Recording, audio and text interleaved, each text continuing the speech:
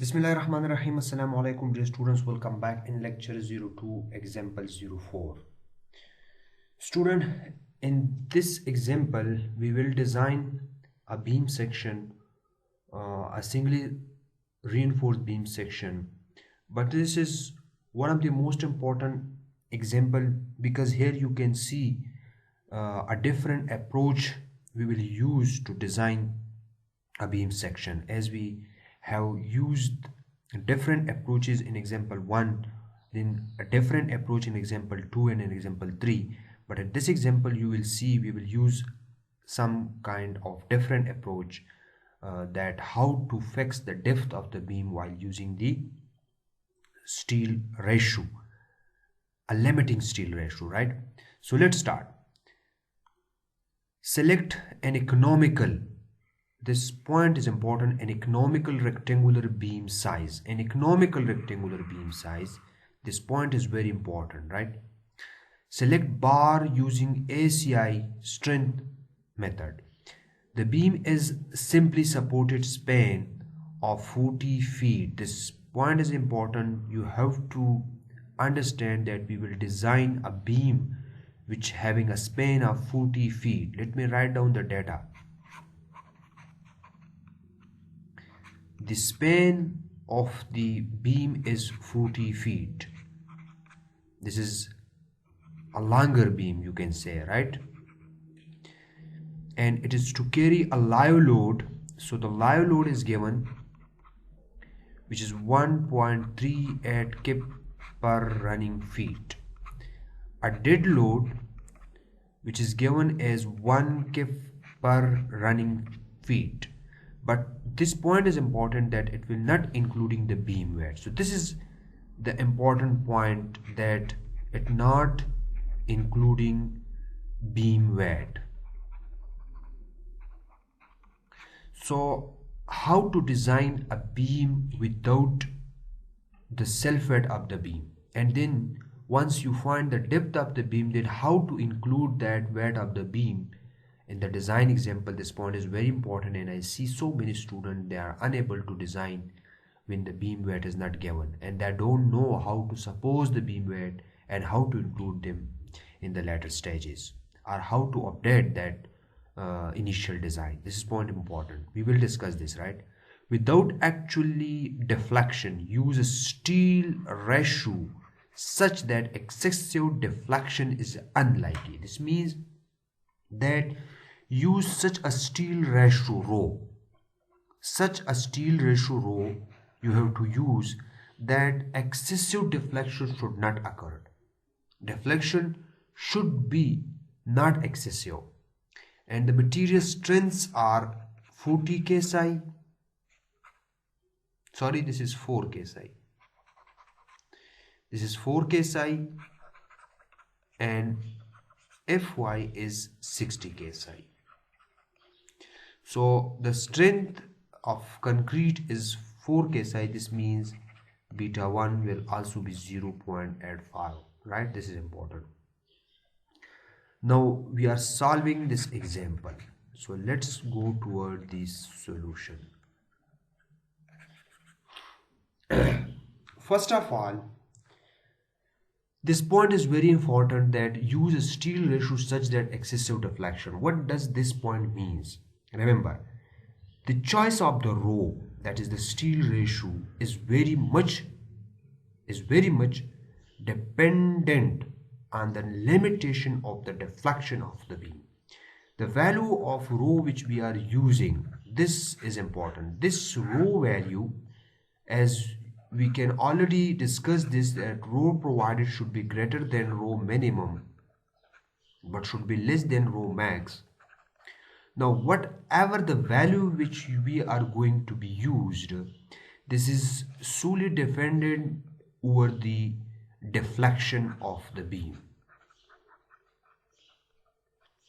Deflection of beam, this point is important, that we have to use such a value of this rho,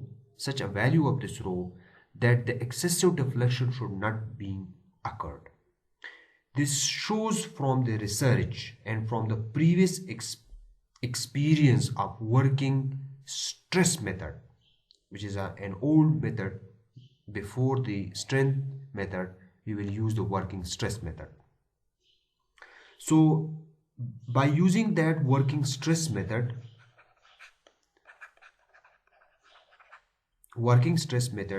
by experience it was obtained that if we use a such value of steel ratio rho, if we use such a steel ratio rho with beams having a steel ratio rho not more than 1/2 the maximum value permitted by the earlier edition of ACI 318. What was the steel ratio? What was the steel ratio which is suggested by the ACI 318 in the earlier stages, that rho provided, right, or we can say rho max, right, rho max. We have already discussed this point. This should be 0.75 times rho b. This is already suggested by the ACI 318 earlier code. So experience shows dealing with the working stress method that if we use such a value of rho which is half of this amount, right, which is half of this amount, means 0.75 divided by 2 of rho b, which will give us 0.375 of rho b. Remember, if we use this value 0.375, so this value of rho, it will ensure that excessive deflection should not be occurred, right? This is important, that if we use this value of rho, it will stop the excessive deflection of the deflection problem. You can say it can counter the deflection problem. So let's say in this example we are using this value, that is rho will be equals to 0.375 times rho b. Now we have already derived the equation of rho b, Fy. If you are using KSI units, then you have to plug 87,000. 87. If you are using PSI units, then you have to use 87,000. If you are working in MPa units, you have to replace this 87 by 600. So please remember these points. If you plug all the value, we know beta 1 value, Fc prime, Fy, we know all the values, right? So this will give us 0.0107, and we can say that it is closely equals to 0.011. So this is now our rho value, right? If we use this value, it will counter the excessive deflection problems, right? So now we are calculating our mu value, right? We know mu equals 1.2 times of md plus 1.6 times of ml. We can calculate ml, which is from, because we have a simply supported beam,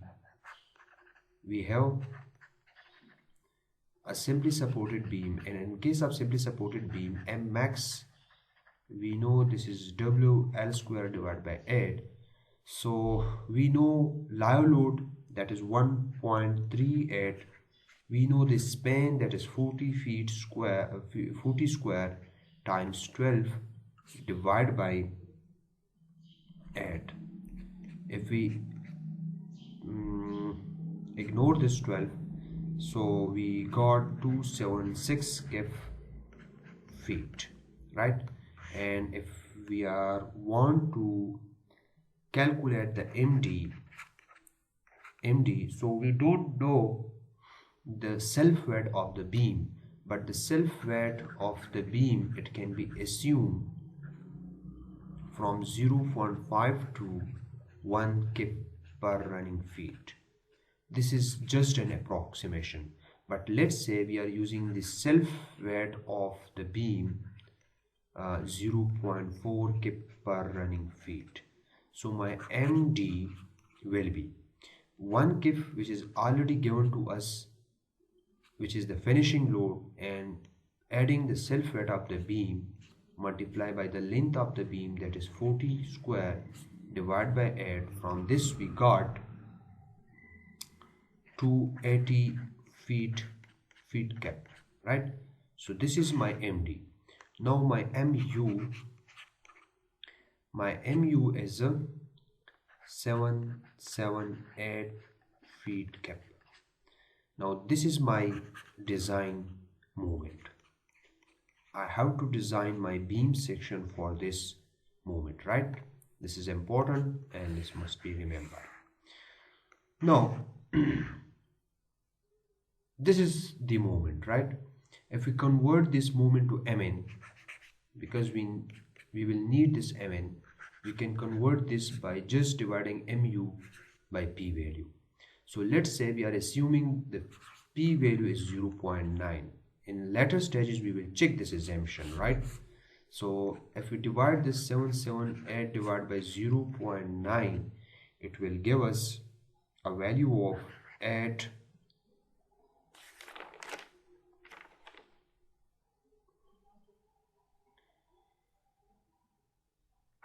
864 KSI. So my M in value will be 864 KSI. So this is all about the value of Mn. Now we need to find out the B and the D and the area of steel. We need these three things, and which we call basically the design of beam, right? This is how we call the design. Now if you want to find out the BD, so we can use a well-known equation. I have already discussed this in so many examples. BD square equals to Mu divided by 0.9 times rho Fy into 1 minus rho Fy divided by 1.7 times Fc prime. I have discussed this, and in previous example you can watch those example from where I got this example, right? So one thing which I want to discuss here, if we watch the derivation of watch lectures L01 part 10, I think so, where I have derived this magical equation for area of steel 0.85 Fc prime divided by Fy into B into D minus square root D square minus Mu divided by 0.3825 Fc prime into B. So please check this equation. When I have deriving this equation, I assume my M value, that is Fy, equals to 0.85 Fc prime. But here I have already derived the value of R, right? In that case the R value is rho times Fy into 1 minus rho M divided by 2. So here I am replacing this term with this R, right? With this R, because if you watch that lecture L01 part 10, I think so, where I have derived this equation. In that equation I have derived that this part is basically equals to the R value. That why let me replace this. I will replace this Mu divided by 0.9 with Mn, because I have already got this value. So my Mn equals to R divided by R, right? And from this I can write down here my BD square equals to Mn, and now I am replacing the value of R, which is rho Fy into 1 minus rho divided by 2 into M. I calculate the M value. The M value is Fy divided by 0.85 Fc prime. So this will give me 17.647, and the rho value is already determined 0.011. We know Fy, we know rho value. So from this I got BD square equals to, I have already derived this value, that is at 64. So I will multiply this with 1000 to convert this into pound, and then multiply it with 12 to convert it into inches, and from this my R value, if I plug the value here, I got, because my R value is rho Fy into 1 minus rho divided by 2 into M. From this I got the value of R, which will be equals to 596 psi. In psi I will got the value. So here I am just plugging the value of 596 psi, and in top I have also psi, because this is in pound, this is in inches, so that why the units must be consistent. So if I use my calculator, I got BD square equals to 17,400 inch cube. Remember, the unit will be inch cube, because here this unit is this is not psi, right? This is pound inch. So 1 inch cancel with this inch, and I just got inch cube, but not cancelling, because here you can see, let me rub this. Here I have, see, here I have found divided by inch square. So this inch square will shift it to the top and multiply with this inch, so that why it become inch cube, right? So this is my BD square value. Now this is important, the next step is important, because I have to select such a section, such value of B, which give me an economical depth, right? So now we are choosing the value of B and D. So here my value of B, and here my value of D. If I use, let's say if I use 12 inches, I shift this to the right side and divide this by the 12, and taking square root, I got 38.1. If I assume 15 inches my width of the section, I got 34.1. If I assume 18 inches my width, I got 31.1, right? If I assume 20 inches of my section, my depth will be 29.5 inches. Now these are the pair of the B and D. Now here I have to choose, we can use all the values for and to see how we can adjust this the steel in 1 layer or 2 layer. So there are different combination may be possible, different arrangement may be possible, but let's say we go for this section, right? We go for this section, we try this one. Why we are going to use this section? Because here it is around about, because my B is 18 inches, so it can give me the economical ratio of depth to B, which is ranging from 1.5 to 2. So that why the beam section should be such that in which D over B ratio will be 1.5 to 2 times of the width of the section. So we will try this section and we will find the the value of area of steel. Now I have to find out H, which is the overall depth, right, which is the overall depth of the section. So we are assuming one layer of steel. This assumption is also very important, one layer of steel.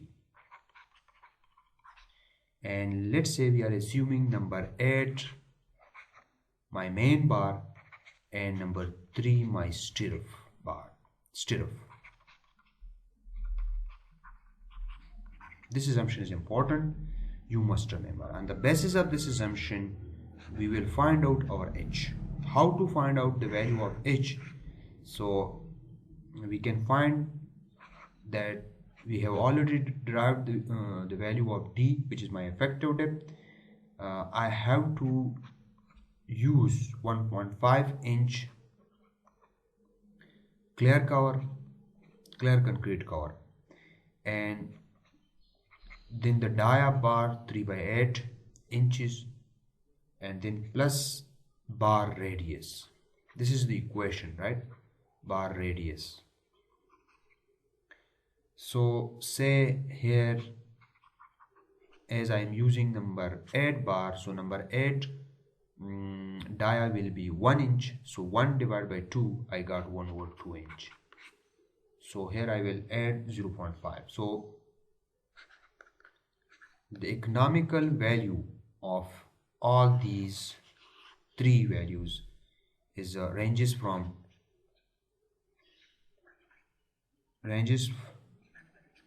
to 2.5 inches, right? 2.375 to 2.5 inches. This value must be in range for single layer. For double layer, it may be goes to 3 to 3.5 inches, right? So finally I got my D value, H value 3.1 is my the depth, plus let's say I'm using 2.5 inch. I have already discussed this 2.5 inch, which is for one layer 60 mm and for two layer it is 75 mm or 3 inches. So from this my H is 33.6 inches, and we have to hold this because we are always go for whole of inches. So let's say we are using 34 inches is the overall depth. Now the D value will also be changed because I'm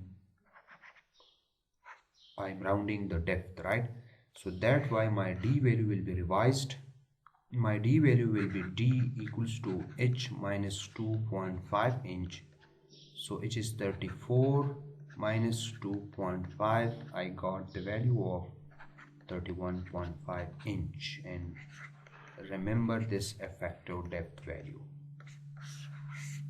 So this is a heavy section because you can see here 18 inch is my depth, is my width of the section, and the overall depth is how much? This is 34 inches and the length is 40 feet. So this is you can say a heavy section. Now as you can see, we find out the section width and depth. Now we will calculate the actual weight of the beam. This is important. Now let us calculate. As you can see in the initial stage, we assume the self weight of the beam 0.4 kg per running feet. Now we will calculate the self weight, which is if that weight is greater than 0.4, then we have to revise the section, the weight of the beam, sorry, the whole weights. While if it is less than 0.4, so we can say this is okay for conservative approach. So how to find out the self weight of the beam, right? So we know the section width is 18 inch, the depth is 34 inch. So these are in inches divided by 144 to convert this into square feet, multiply with the unit weight of the concrete, which is 150, right? It will give me 0.638, which is greater than 0.4 kip per feet. And as this weight is more than this one, so we have to revise the section weight, sorry, section weight, not section, but we have to revise the section weight. So how to revise? We have only need to revise MD, because MD is calculated on the basis of 0.4. Now we have to calculate MD on the basis of 0.638. okay, so let me calculate MD revised. So MD revised 1 plus 0.638 divided by 8 into 40 square. From this I got 328 feet cap. When I am using 0.4, I see I got 280 feet cap. So this time this MD is greater than that one, so my MU revised will be 1.2 times 328 plus I have already calculated the live load moment, that is 442, right? 278 I think, so multiply by 1.6, you got this 442. From this I got 836 feet cap. This is my MU revised. For this I have to find out the area of steel, right? So now we can easily find out the area of steel by using one of the magical equation which I have already derived. Area of steel 0.85 FC prime divided by Fy into B into D minus square root D square minus MU revised divided by 0.3825 FC prime into B.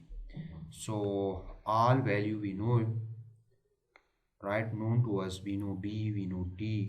So if you plug all the value using your calculator, you got the area of steel 6.59569 square inches. This is the exact value, right? You can use trial and error method, graphical method, tabular method. What method if you want to use, you will find this value. Finally you will find this value, right? So from this, if you calculate the row value, you will see how to calculate the row value. Just divide area of steel divided by BD. We know BD, area of steel, is this one. So from this you will see 0.0115 right? So which is in limit, you can say 0.011. Already we have used this one. Now this is my area of steel. Now the important question and the important part is this one. We have to choose the bar selection. We are use for number 10 and to number 9 bar. It will give us an area of steel 7.08 square inches, right, which is more than the calculated value 6.569 square inches. Remember, this point is very important. I want to discuss this point, that if you, let's say if you are, so this point is important which I am discuss with you people, that let's say if you are a site engineer, you are working on the site and you see such a beam having length is 40 feet, right, and the material strength 4 KSI and Fy is 60 KSI grade steel. So from this example you can find out and you can understand that how much area of steel this beam section is needed, right, for number 10 with to number 9 bar with an area of 6.56 square inches it must be used. If you see such a section having nuts, having not fulfilling this amount of steel, so you can say that this beam should not be capable of taking that loading, right? Although it depends on various other factors, but this is a kind of indication you can use. This is an extra knowledge for you people, that at a site it can help you if you are going to face such spanner beam. Okay, this is important because so many students asking this question, that how we can say that on the site, how we can check a beam with whether this beam is capable of taking the loading or not. So if you are solving different examples, you have to understand these things, that for such length, such type of loading, I need this amount of steel and this much of section, which is you can say you can use this as your best knowledge, right? And if you are working on the site, it will help you. So let us calculate. Now we can use different types of other arrangement. Instead of using this arrangement, we can use 3 number 10 bars.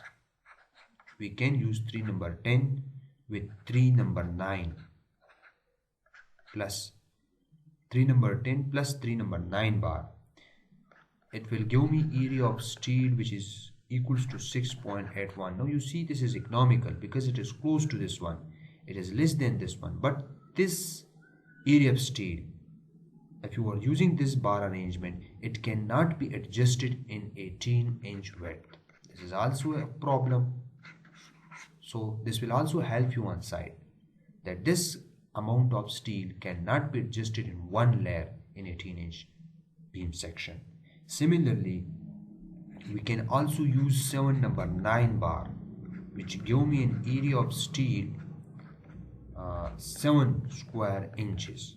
But again, this 7 number 9 bars in one layer cannot be adjusted in 18-inch width. This is also important. So we can choose different arrangements. We can choose different arrangements of steel, but we have to check for S-clear, whether it can be adjusted in 18 inches, right? So let's say as we are using 4 number 10 bar plus 2 number 9 bar, we will calculate the S-clear for this arrangement. So let us calculate S-clear. This is, we have 18-inch width, we have 2 number 9 which is 1.5, sorry, this is side cover, minus 2 times of 0.375 which is the leg of the stirrup, minus we have 4 number 10 bar minus we have 2 number 9 bar which is 1.128, divided by the number of spacing. So as we have 2 and 4 6, so we have 6 bars, so the spacing will be, number of spacing will be 5, right? Number of bar minus 1, it will give us number of spacing. So my S-clear, if I use my calculator, I got 1.38 inches, which is greater than 1.27, which is the dia of the bar, greater dia bar, which is 1 point number 10. So minimum, this is my S minimum. So my S is greater than S minimum. So we can say the bar arrangement is okay. We can check S max, but we don't need S max. All that criteria always satisfied, right, in the case of beam, but that criteria matter in the case of the design of the slab. Similarly, if you go and search the minimum beam tables, the minimum width of beam tables, which we have already discussed in previous examples, that how to find out the beam minimum from tables. I have already discussed this in my theory portion. I have write down the beam minimum equation, how to find out the beam minimum equation. So from those table we can also find out that let me show you those table. So you can see here in this lecture, which we have already covered, right? We have already covered, this is my beam minimum. So how to find out this beam minimum? I have already write down the equation B minimum 2 times of A plus B plus C plus N times diameter of the bar plus N minus 1 into S. I have already discussed this, and here is my table. Let me zoom this table. This is the table from which I have got the minimum width of the beam, right? So minimum width, as I am using 4 number 10 bar and 2 number 9 bar. So what will be the minimum width for this arrangement? So for number 10 bar, if I'm using number 10 bar, right, I need, look to this point, 2.54 inch for extra number 10 bar. And if I use number 9, so for number 9, for 2 number 9 bar, this is my, I'm using 2 number 9, this one, this is important, 7.6. So the beam minimum from this table, the beam minimum for this arrangement, I need 7.6, which is the minimum width needed for 2 number 9 bar, plus I have 4 number 10 bar. So for each number 10 bar I need 2.54, right? So if I multiply these two, adding with 7.6, I got 17.76 inch, which is less than 18 inches. So 4 number 10 plus 2 number 9 bar can be adjusted in 18 inch width. Similarly, I can also choose 6 number 10 bar. 6 number 10 bar can also be chosen. Let's see how much width is needed for 6 number 10 bar. So here you can see for number 6, if I'm using if I'm using number 10 bar, let's say, let me rub this, let's say I'm using number 10 bar. So number 10 bar, and I'm using 6 number 10 bar, it needs, you can see, 18 inches width. So 6 number 10 bar can also be adjusted in 18 inch width in one layer. Remember, this table is for single layer, right? This is for single layer of reinforcement, by just fulfilling the requirement that the clear spacing should be equal to diameter of the bar, greater than or equal to diameter of the bar. So this is all about the bar placing, that how you can place the bar in one. So from that table, the minimum width is 17.76, which is less than 18 inch. So we can say 2 number 9 plus 4 number 10 bar can be adjusted. The rest, and this thing you must remember, that 6 number 10 bar, it will give me an area of steel which is 7.40 square inches, and this arrangement can also be adjusted. But make sure, if you are increasing your area of steel more than your calculated value, remember it will affect the value of epsilon t, and this will will further affect the value of P. I have discussed this in lecture 01, example 1 to example 5. Okay, this will affect, right? So always choose a close value. Always use such a bar arrangement which give you the area of steel which is close to your calculated value, right? Now next we start the review of this problem. So how to review this question? Let us calculate the value of C, which is a compressive force. We already know this 0.85 FC prime into B A, right? And we know FC prime B, we don't know A value. So if we plug the value 0.85 4 and 18 inch and into A, from this we got 61.2 times of A. This is my C value.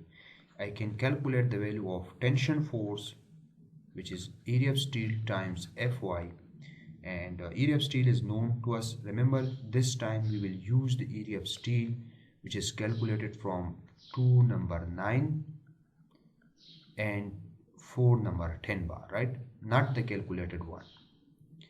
Multiply this, so we got 425 kip, right? Now we will equate these two for the equilibrium. Remember, for the condition of equilibrium, C must be equals to T. Now we already calculated the value of C and we already calculated for T, so the value of A will be 425 divided by 61.2. From this we got 6.95 inches. My value of M in, because I need M in, so my value of M in will be, I know all the values, I plug all the values, I got the answer 994 feet kip, right? So this is my value, and I think so it is more than the M in, right? So let me calculate the value of epsilon S. D managed to check the value of 0.9, because in the initial stage we assume P equals to 0.9.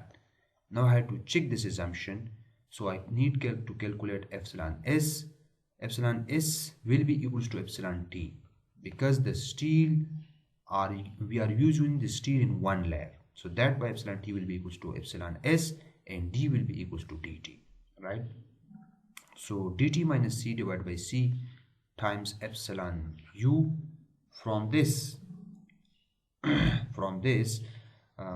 we need to calculate the value of C, right? So just plugging the value of C, we know the value of C is A divided by beta 1 divided by A divided by beta 1, right? So we know the value of A, beta 1 is 0.85. Plugging all the values, you got 0.0086, which is more than 0.005. So this means the section is under reinforced, the steel is yielding, and we can calculate the design capacity, which is P times Mn. And this also suggests that the P value is 0.9, which we already used. Our assumption is okay. So 0.9 times the calculated value of Mn. From this we got 895 kep feet, which is more than the 836 kep feet, right? So this is my final design. If I draw my section,